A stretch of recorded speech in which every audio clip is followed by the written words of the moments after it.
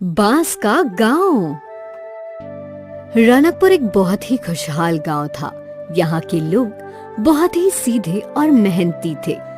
ज्यादातर गांव वाले खेती करते थे। अरे भाई संजीव, कल तेरे खेत पूरे जुते नहीं थे।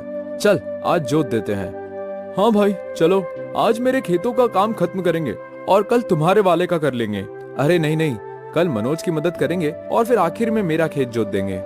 रनकपुर के लोग एक दूसरे की मदद करने में विश्वास रखते थे और शायद यही कारण था कि रनकपुर बहुत ही खुशहाल था। यहाँ की औरतें भी एक दूसरे से मनमुटाव नहीं रखती थी। अरे पूनम, घर पे है क्या? जी दीदी आई। ये ले, सुबह खीर बनाई थी। मुन्ना को बहुत पसंद है ना, तो सोचा मनोज के लिए भी ले आऊं। तेरे ब्याह से पहले वो अक्सर मेरे घर खीर खाने आता था। उसे मेरे हाथों की खीर बहुत पसंद है। बहुत अच्छा किया दीदी, एक मिनट ठहरिए। पूनम भीतर गई और कुछ लेकर आई। कल मैं बाजार गई थी और वहाँ मुझे मुन्ना की मनपसंद बताशे मिले।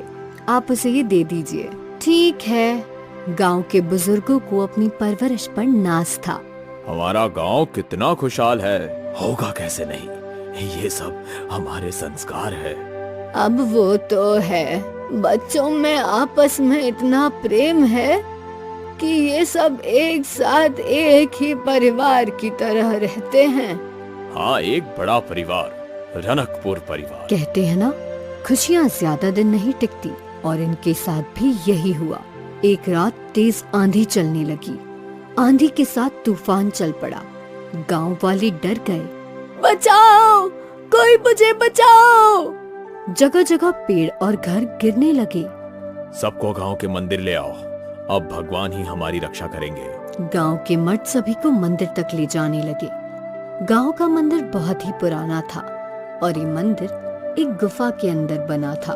बाहर हो रहे आंधी तूफान का मंदिर पर कोई असर नहीं था। गांव के सारे लोग मंदिर के अंदर सुरक्षित थे। लगातार कई घंटों तक आंधी तूफान थमा नहीं। एक एक करके गांव के सारे घर जमींदोज हो गए। अगली सुबह जब आंधी थम गई तो गांव वाले गुफा वाले मंदिर से बाहर आए और अपने गांव की हालत देखकर रो पड़े। हे भगवान, ये क्या हो गया? तुझसे हमारी खुशी नहीं देखी जाती क्या भगवान? अब हम क्या करेंगे? क्या कर सकते हैं? एक बार फिर सब चीजों को शुरुआत से शुरू करना पड़ेगा। लेकिन हम खाएंगे क्या? हमारी तो फसल ही बर्बाद हो गई। भगवान हमारी मदद करेंगे।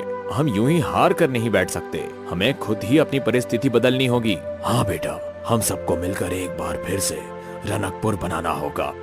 गांव वाले चिंतित थे, पर वो जानते थे कि अब उन्हें एक दूसरे का साथ देना होगा।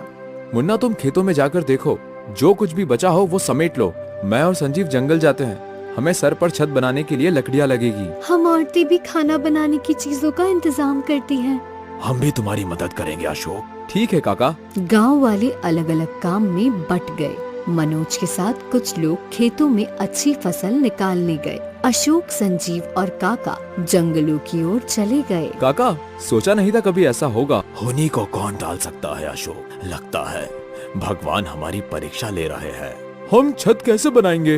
हमारे जमाने में तो बांस के घर बनाना सबसे आसान काम था। हमें भी वैसे ही बांस का घर बनाना चाहिए, जिससे जल्द से जल्द गांव वालों के सर पे छत हो। जी काका, यही सही रहेगा। और इस जंगल में बांस के पेड़ भी हैं। मुझे पता है वो कहाँ हैं। अशोक उन लोगों को बैम्बू के पेड़ों के पास ले आया। अरे वाह, इतने सारे बैम्बू के पेड़, इससे तो हम पूरा गांव बना सकते हैं। पर इतने सारे पेड़ काट कर गाँव बनाने में हम सबकी खटिया खड़ी हो जाएगी। चिंता मत कर संजीव, हम सब एक दूसरे का साथ देंगे और देखना जल्दी ही गांव बन जाएगा। तीनों ने मिलकर बैम्बू काटने का काम शुरू किया। बैम्बू मोटे मोटे थे, जिन्हें काटने में उन तीनों के पसीने छूट रहे थे। एक बाम्बू काटने में इतनी मेहनत, बाप रे। अभी मैं काटता हूँ, तू थोड़ा आराम कर। ठीक है। वो लोग बारी बारी बैम्बू काट रहे थे। कई घंटे बीत गए, पर अब तक कुछ ही बैम्बू काट पाए थे। थोड़ी देर में अंधेरा होने वाला है। वो आखिरी मोटा वाला बाम्बू काटते हैं और फिर गांव लौट चलते हैं। ठीक है काका। तीनों मिलकर एक मोटा वाला बैम्बू काटने लगे। तीनों थके हुए थे पर फिर भी अपनी पूरी ताकत से बैम्बू काट रहे थे। बैम्बू आधा ही कटा था कि उसमें से खून बहने लगा। ये क्या? रुको! उन लोगों को किसी औरत के रोने की आवाज आने लगी। मुझे मत काटो, मुझे दर्द हो रहा है। क्षमा कीजिए, हम किसी को नुकसान नहीं पहुंचाना चाहते थे। तूफान में हमारा गांव बर्बाद हो गया। बस घर बनाने के लिए बांस काटने आए थे। हमें क्षमा कर दीजिए। तभी उनके सामने बांस की देवी आई। बांस की देवी के तेज से जंगल प्रकाशित हो गया। देवी ने सबसे पहले उस बांस के पेड़ को ठीक किया। खून बहना बंद हो गया और रोने की आवाज भी थम गई। क्षमा कर दीजिए देवी, हमें पता नहीं था। रोने की आवाज सुनकर तुम लोग थम गए। इससे तुम अच्छे इंसान हो ये साबित होता है। ये कोई आम बांस का वृक्ष नहीं है, बल्कि ये जादुई बांस का वृक्ष है। जब तक ये वृक्ष इस जंगल में है, इस जंगल का संतुलन बना रहेगा। अच्छा हुआ हमने इसे पूरा नहीं काटा, वरना हमसे बहुत बड़ा पाप हो जाता। वैसे तुम इस जंगल में क्यों आए हो? कोई कभी यहाँ बांस काटने तो नहीं आता? हमारी मजबूरी है। कल रात के आंधी तूफान में हमारा गांव तहस नहस हो गया। रहने के लिए सर पर अब छत नहीं है, इसलिए हम बांस की लकड़ियां लेने यहाँ आए थे। मैं तुम्हारी ये समस्या सुलझा सकती हूँ। तुम्हें जितनी बांस की लकड़ियाँ चाहिए, वो हर दिन सुबह तुम्हारे गांव के बाहर तुम्हें मिलेगी। पर तुम्हें मुझे एक वचन देना होगा कि तुम इस जादुई बांस के पेड़ और इस जंगल के रहस्य के बारे में किसी को नहीं बताओगे। हम वचन देते हैं। तीनों ने बांस की देवी को वचन दिया और वहाँ रखी बांस उठाकर अपने गांव लौट आए। अगली सुबह जब वो उठे तो गांव के बाहर ही ढेर सारी बांस की लकड़ियाँ थी। इतनी तो हम भी नहीं काट सकते थे। धन्यवाद बांस की देवी। और फिर गांव वाले मिलकर बांस से घर बांधने लगे। सभी लोग एक दूसरे की सहायता कर रहे थे। ये लो दादी माँ, तुम्हारा घर तैयार है।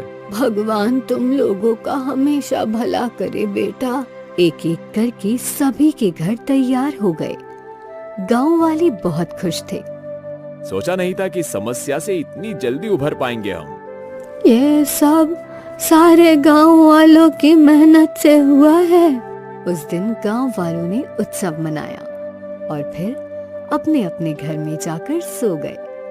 रात को फिर से तेज आंधी बहने लगी और तूफान भी लौट आया। हे भगवान, ये क्या अनर्थ कर रहा है? एक बार फिर हमें बेघर करना चाहते हो क्या? हे भगवान, क्या ये बांस के घर इस आंधी तूफान को झेल पाएंगे? मुखिया जी ने घर से बाहर झांका तो बाहर तो तेज आंधी तूफान थी, पर बांस के घर को कुछ नहीं हो रहा था। ये कैसे संभव है? इन बांस के घर पर तो आंधी तूफान भी विफल हो गए। इसका राज बस 3 लोगों को पता था, अशोक, संजीव और काका। तूफान थमने के बाद गांव वालों ने उन तीनों से पूछा, आखिर माजरा क्या है? इन बांस के घर को कुछ नहीं हुआ।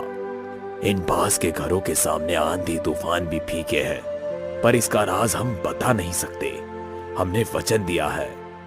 आप लोगों को बस यही बोलेंगे कि जब तक हम इन बांस के घरों में रहेंगे, हम सुरक्षित हैं। ठीक है, अब हमें चिंता करने की कोई जरूरत नहीं। रनकपुर एक बार फिर खुशहाल गांव बन गया था। अब कोई आंधी और तूफान उनके गांव को तहस नहस नहीं कर सकता था, क्योंकि उनका गांव अब कोई आम गांव नहीं, बल्कि जादुई बांस का मजबूत गांव था।